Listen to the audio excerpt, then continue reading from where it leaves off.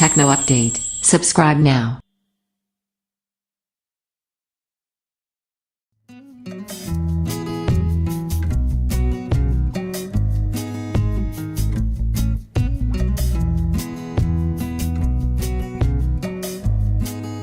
Leagoo T5 smartphone review.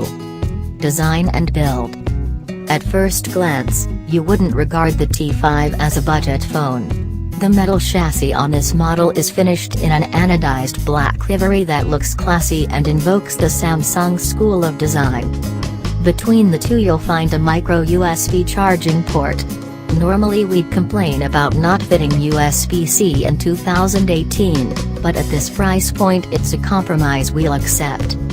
The dual SIM tray also offers the choice of placing a microSD card in the second slot, which can expand to 64 GB of onboard storage with a maximum of 256 GB. In the hand, the 153 by 76 by 7.9 mm frame sits well, although as this has a 5.5-in display, you'll want two hands to reach anywhere higher than halfway up the screen.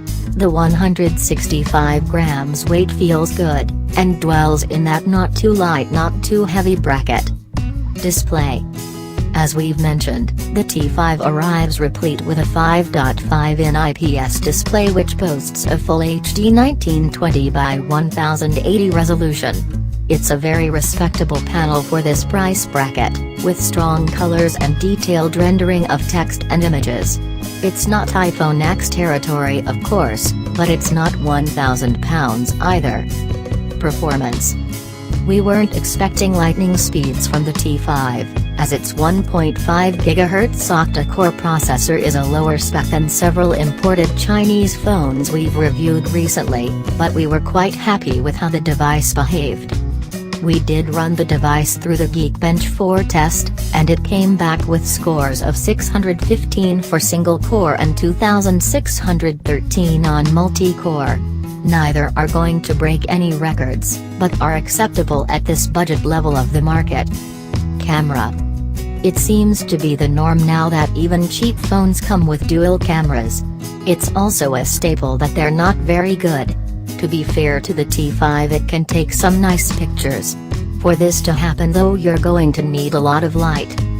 Outdoors on a slightly overcast day, we caught a few usable snaps, but going inside saw an immediate increase in noise. The modes that also are now a regular feature on Chinese phones, bokeh, blur, mono, etc., are not really worth using. The blurring of backgrounds is pretty much useless, and the others are more of a novelty. Software. Android 7.0 is the OS of choice on the T5, hidden though it is under the Leagoo 3.0 overlay. It doesn't go too deep, being little more than a launcher that removes the app drawer and replaces the icons.